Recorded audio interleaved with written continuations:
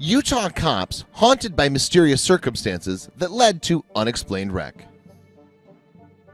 Being a police officer can often be a tireless, grueling career, and these days cops don't usually get the recognition they deserve. These heroes in uniform spend their days dealing with the most despicable, violent members of society, but every so often there are those rare moments that are a little more rewarding. The following story may be hard to believe, and the police officers involved understand if you have your doubts. They were the first ones to question what really happened on March 7th, 2015. Yet with no other explanation, they've all agreed that something beyond their control went down that day.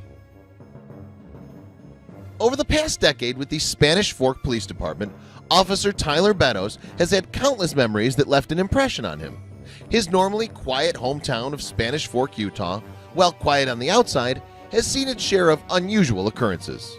Yet, like many of men and women in his line of duty, some unforgettable experiences have stuck with him a lot longer than others. For this cop, March 7th, 2015 will always be a day on the job that Beddoes, along with his three fellow officers, will never be able to forget. However, there was no indication that this particular day would be any more unusual than the day that preceded it. In fact, when they got the call, it seemed like it was going to be a pretty routine Saturday on the job. A local fisherman had been enjoying a nice Saturday off from work, throwing his line into the Spanish Fork River, which flows about 20 miles through the town and into Utah Lake. Suddenly, the fisherman came across something rather unusual. Underneath a small crossing bridge, he noticed a car half submerged in the water. At first, the fisherman saw no cause for alarm. No one was screaming or yelling for help. He figured somebody had probably been up to no good and abandoned their car by the riverbank. Still, as an upstanding member of the community, he wanted to keep the river clean.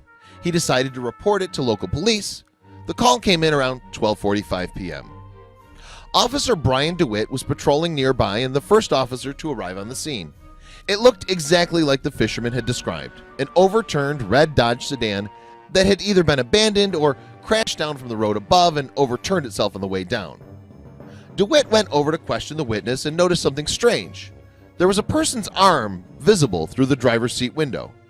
He knew he was now looking at a car crash, not trash. Thankfully, officers Tyler Beddoes, Jared Warner, and Jason Harward arrived at the scene a few moments later.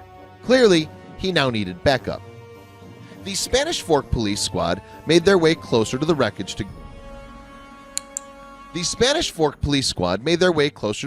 together to see if there were any survivors. It was a chilly day and the rushing river's temperature was just about 40 degrees, but they didn't hesitate to jump in and get a closer look.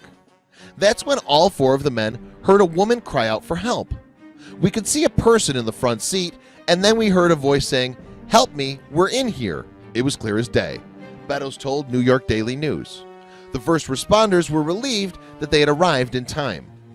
"We replied back, 'Hang in there, we're trying what we can,'" Beddoes continued.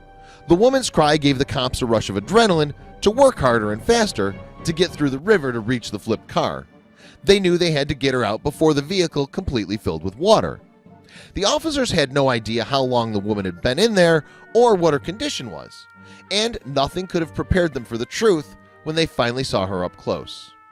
When the officers finally reached the red Dodge, their feelings of hope were immediately replaced with feelings of dread. As they struggled to flip the overturned vehicle, it became clear that they had gotten there too late. The drivers could not have been the one who called out to let the officers know she and her daughter were inside. She didn't survive the crash and had been dead for hours before they arrived. Yet when the brave officers looked in the back seat, they realized there was still hope. The deceased woman had not been traveling alone.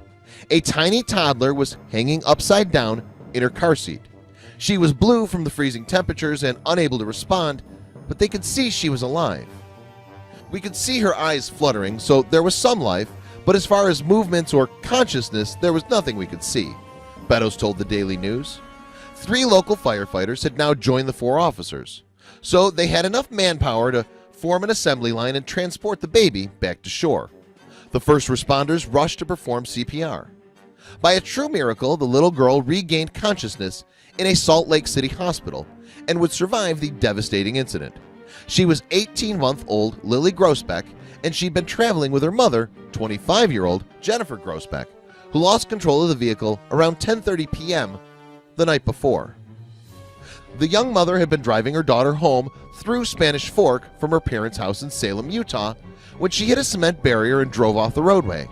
The car tumbled down under the overpass and landed upside down. Coroners concluded that Jennifer died immediately in the crash. Yet, because the accident wasn't visible from the road above, baby Lily had been trapped upside down in the car for more than 14 hours before she was pulled to safety.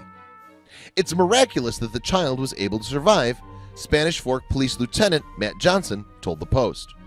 Authorities concluded Lily was able to survive because of the way her mom's car landed. The responding officers, however, think it might have been something else. We've gotten together and just talking about it, and all four of us can swear we heard somebody inside the car saying, "Help." Officer Jared Warner recalled to KSL. The only people in there were the deceased mother and the child, added DeWitt, and the cries definitely couldn't have come from Lily. Luckily, Warner's body camera was switched on and added further proof that the four officers hadn't been hallucinating. Before we made the decision to turn it over, we heard somebody say, "Help me." You can hear a sound in the video, but it's hard to make it out. But you definitely hear some noise and you hear us respond to it, said Warner. And we would not have responded to it in the way we did if we thought it was coming from outside of the vicinity we were in. As for Jennifer Grossbeck, her sister, Jill Sanderson, says she was an amazing mother who would have done anything to save Lily. Her baby was the love of her life, she said. She was very compassionate and a very loving person and always willing to bend over backwards for her loved ones.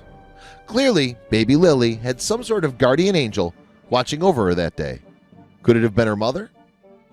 Officer Tyler Beddoes seems to think so. "I don't know what I thought I heard," he said after the chilling rescue. "I'm not a typically religious guy. It's hard to explain. It was definitely something. Where and why it came from, I'm not sure." In 2016, Beddoes co-authored the book Proof of Angels, detailing the unexplainable voice and miraculous rescue he and his fellow officers experienced that day. Please share this video with your friends below.